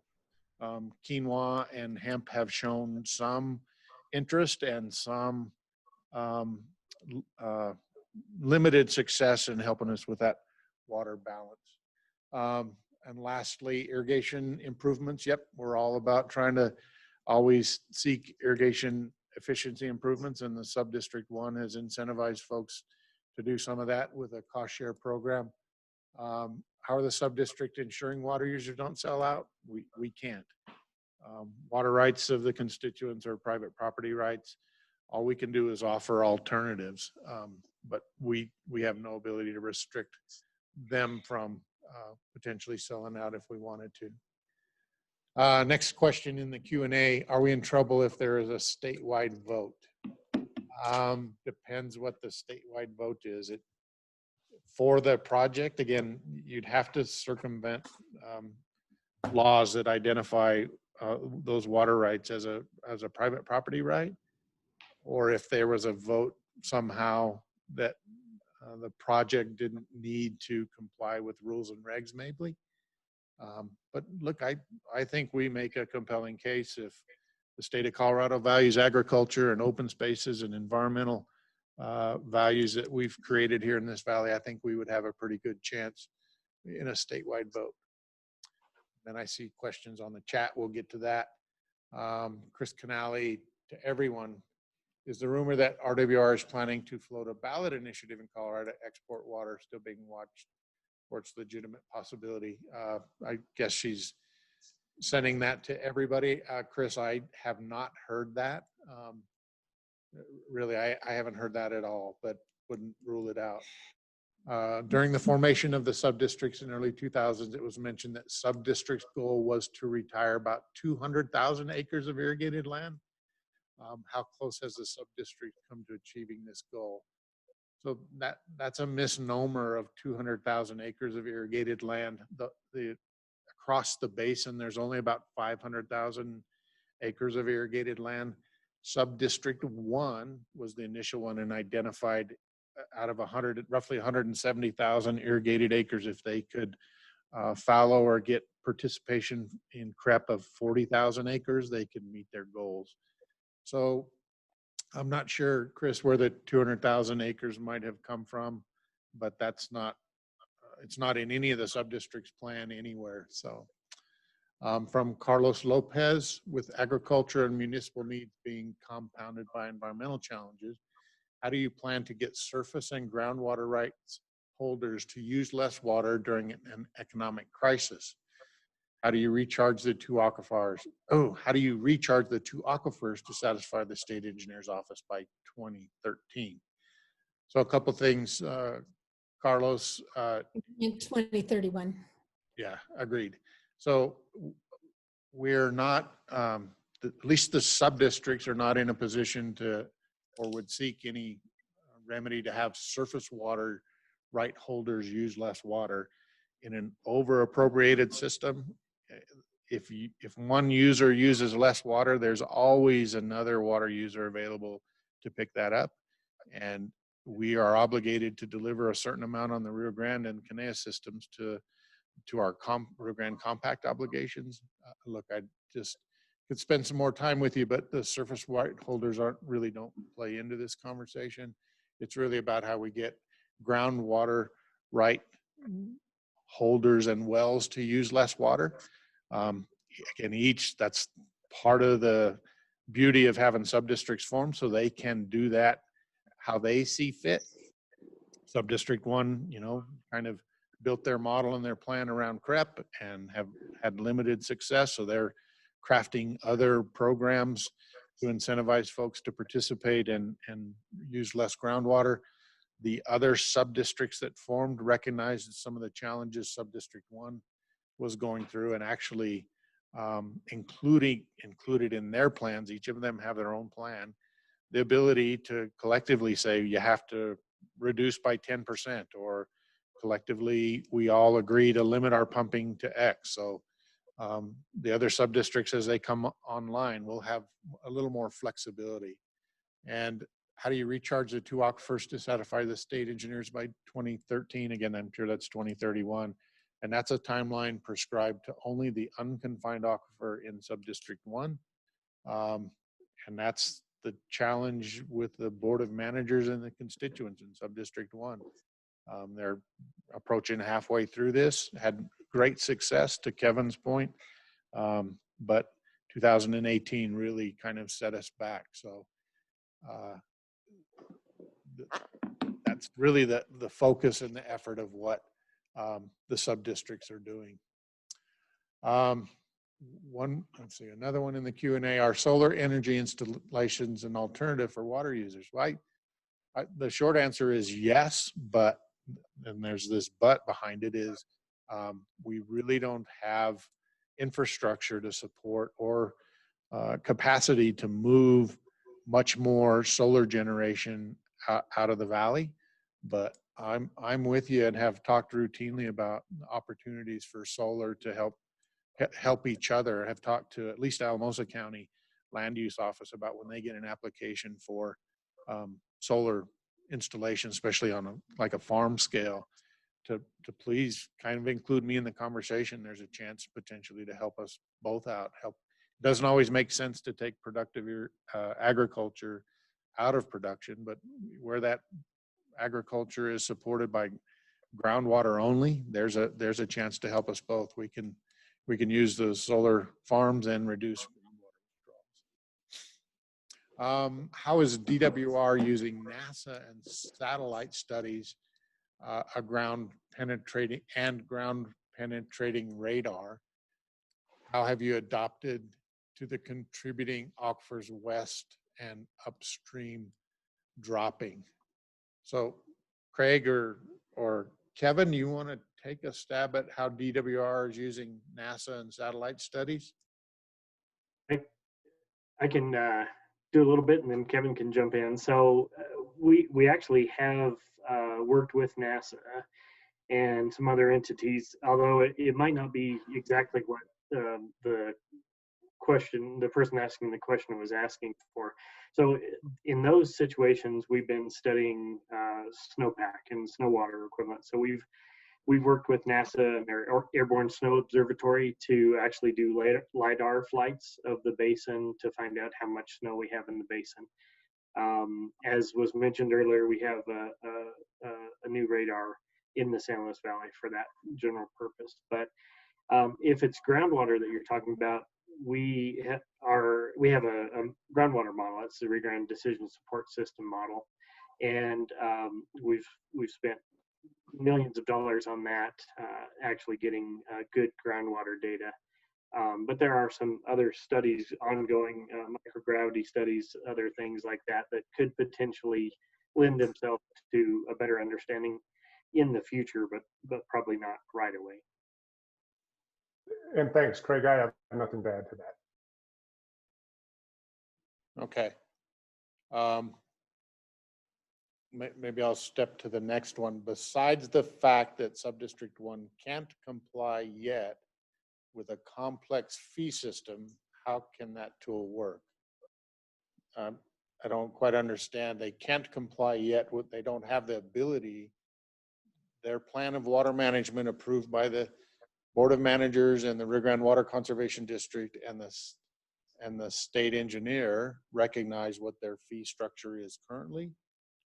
They get to charge an administrative fee on a per acre basis. They charge a CREP fee on a per acre basis, and they charge a variable fee on net groundwater withdrawn. So how can that tool work? Well, it works reasonably well now. There's some debate about how we what we use those collected expenses for that we're working through.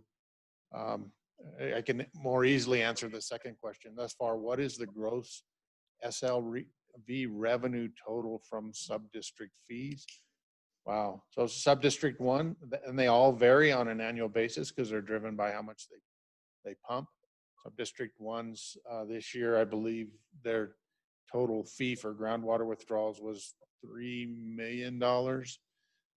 I'd happy to, send me an email, Cleve, CLEAVE @rgwcd.org, and I can get you each of the sub-districts. And keep in mind, only 3 of them are collecting fees right now. The other 4 of them are collecting fees right now, and the other 2 haven't started collecting yet. So, Cleve, might I interrupt for just a second? So I know there's other questions that are coming in through the chat room, and I think we'll keep track of those, and then maybe between Cleve and other folks, Rio, you can all get back and make sure that we're responding to the questions that people have. I have I have a comment and then a specific question, and I'd like each of you with government to answer. I might leave you out, Clinton, on this one for just a second. But my overall comment, we've heard a lot on renewable water resources and where they're coming from. I think they're probably listening on the line, several of them, so hello, our friends. But the reality is these have been tried before, right? So the water fights of the past, the water battles that we've had, the ballot issues that we've had, we will win again. And the reason we'll win is because when you think about it, we're all together in the valley fighting for the sustainability of our communities and the valley. You put another straw that takes water from the confined aquifer, you start pulling out the first 10, the first 20, the first 30, it's going to have just an addition, it's going to complicate the issue even further. So how do we get back into sustainability? We beat those battles in the past. I'm confident we'll continue to win against them in the future. And I do hope Dan Gibbs, you're listening, and we have the governor's support and the attorney general's support to make sure that all happens. But it is of concern, and it shows in my mind the importance water has everywhere, right? Water is in so many ways the liquid gold of today, whether it's for environmental purposes, agricultural purposes, recreational purposes, all of those sorts of things. And so you describe this huge aquifer that looks like an ocean beneath the floor of the valley. That's the way it was being described back in the 1970s and 1980s. In fact, the former governor, a Democrat, was writing about it, right? There's other governors, Republicans, who've tried to take the water out of the valley. So it's not really a Democratic or Republican issue, but it is one that we in the valley care a tremendous amount about. So here is my question. I know that Pam Rice from the Great Sand Dunes National Park is also listening in. And I remember when we did the deal, I went to Washington and testified. I was director of DNR on the San Luis Valley Water Protection Act. Back I was Attorney General, Ben Nighthorse Campbell, and a number of us, Carla Schreiber, you're on the line, and others, put together in part with the Nature Conservancy the whole effort on the Great Sand Dunes, in part to protect the water of the valley, but also to address another key issue which the valley so sorely needs, and that's economic development. And so I've said this before in speeches in the valley that I remember back then, I think we had 150,000 or so visitors a year to the sand dunes. I think last year we were close to 500,000 people, 500,000 people. That's an economic injection into the valley. So there is no doubt in my mind that we have some really tough challenges ahead of us in water. My question, and I'd like you, Kevin, to respond. We'll do it in this order, if you will, since I'm maybe we'll start with Craig, since he's down there and he sees this battle every day. I'm going to go through each of the government officials, and we'll include you and Clinton too. How best do we harness all the authorities and all the resources that are focused in on this issue in the San Luis Valley to maintain, protect, enhance its greatness? How do we do that? How do we get the federal government through the National Park Service and the BLM and the Fish and Wildlife Service? How do we get all the nonprofits, Emma, in the world, including the ones you work with, the Nature Conservancy and others, to come in and help us on our river restoration efforts? How, Craig, do we work on making sure that we have the northern part of the valley and the southern part of the valley, the different river systems in the valley, working together through a common agenda? And that's a question in part to you, Cleve, as well, because the Rio Grande Water Conservation District covers the valley. You've all been involved in this for such a long time. Maybe it's through the roundtable, maybe not. Are we doing enough? So my question to you is, how do we harness all the authorities, all the resources to do what's best for the valley, so that we don't end up like Crowley County in the Arkansas River Valley, or places in California where we've seen all of the stories that are horrible stories where a community dies. In my view, I spend my life working on valley issues, and the most horrible thing would be the death of the valley. That we are not able to get our act together on the water issues of the valley, and as a consequence, 30 years from now, 50 years from now, the valley essentially has died in the way that we know it. So how do we harness it? So let's start, Craig, with you. Okay. Well, I actually think that we're in a really good position. We're the type of area that really works well together. I think Emma said that before, that we have environmentalists, we have farmers, ranchers, commercial users, everybody that really gets together because they realize that water is the lifeblood here.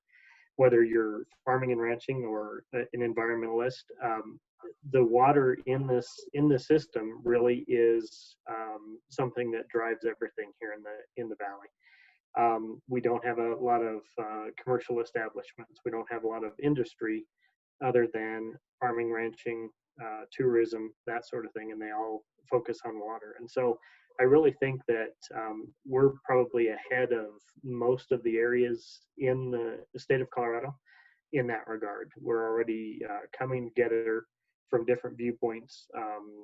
Roundtable is a great organization to bring people from different backgrounds together and focus on water. So I really think we're in a great situation even right now.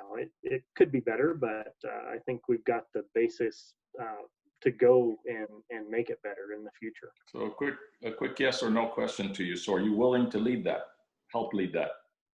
Leadership is a shared thing. Are you willing to do it? Yes or no? Maybe to help lead it. Yep. Help lead it. Was that a yes? Yes. Yes. Awesome. Now let me go over to the nonprofit world real quickly.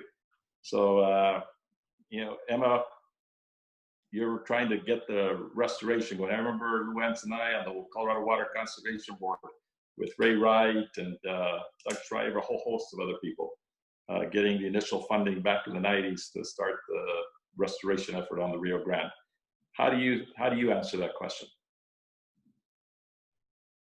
Yeah, I think that's a question that we're all trying to approach every day here in the San Luis Valley, and I really think it comes down to what I mentioned in my presentation, thoughtful planning and that really understanding what the challenges are and the data behind that, and then the stakeholders and the partners and the funders that can help make it happen, and going about it strategically because we have the data and the plans in place.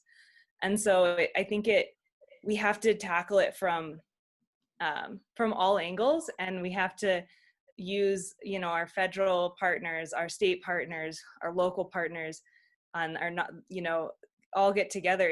It's every single level, and we've had already great success with that, and I see it continuing, and that's really what gives me hope for the future.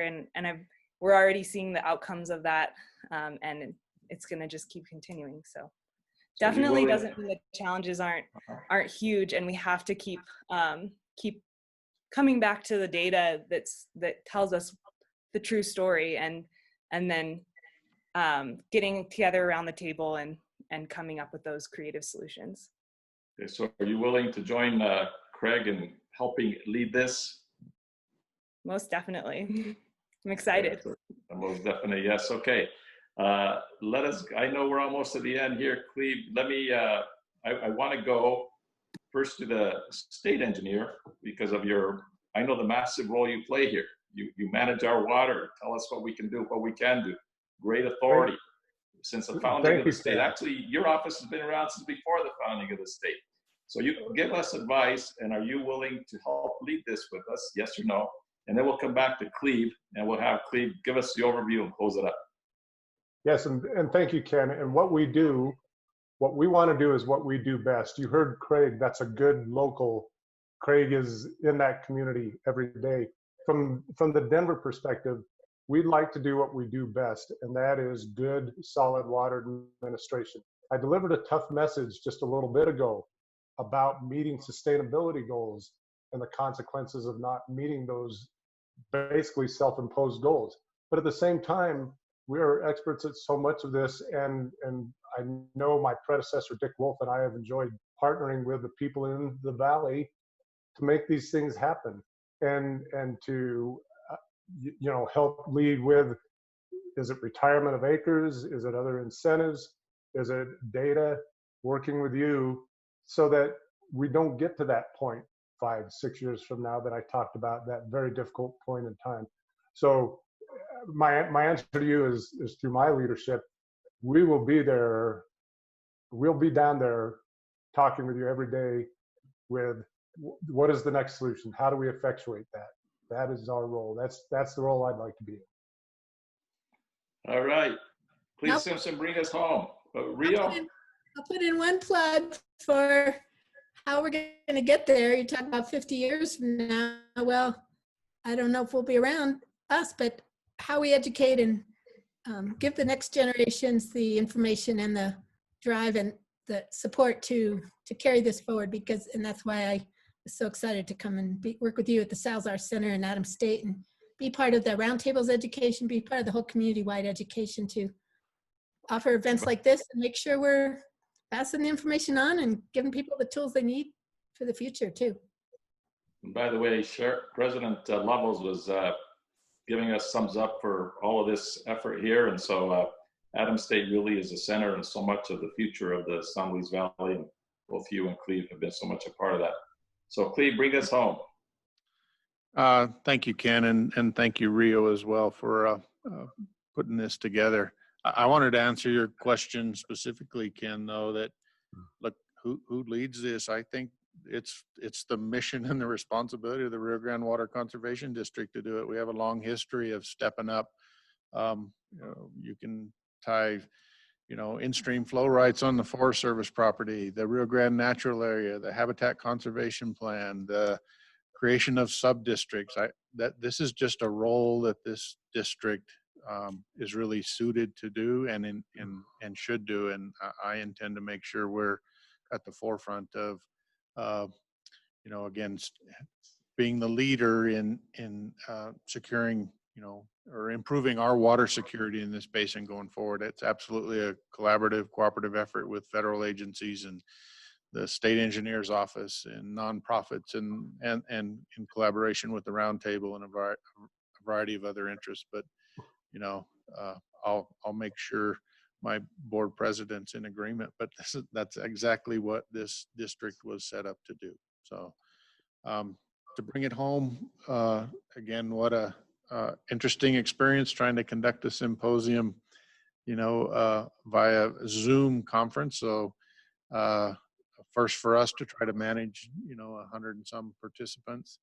I'll work with Michael to get and Rio, all of the Q&As that are submitted and or that are questions in the chat room, we will capture them, and then I'll work with Rio on how do we get the answers out to everybody. So we'll And we work. will be posting this recording on the Adams State Salzar Center YouTube site. So everybody who registered will get that link via email once that's posted up there. Okay, so we're committed to answering all those questions, but in the interest of time, being it's 7:35 now, and we were going to end at 7. Thank you, everybody, for your interest and participation, and look forward to really the third Basin Symposium, and hopefully it will be a live event, and we can attract 300 or 400 people to Adams State and do it next spring. So, Ken, thank you for your support and your effort, and the presenters, and especially, again, a heartfelt thank you to State Engineer Kevin Ryan for taking time and participating in this very meaningful and important event. So wish you all safe and happy journeys wherever you're headed, and stay safe, and appreciate it. We're signing off.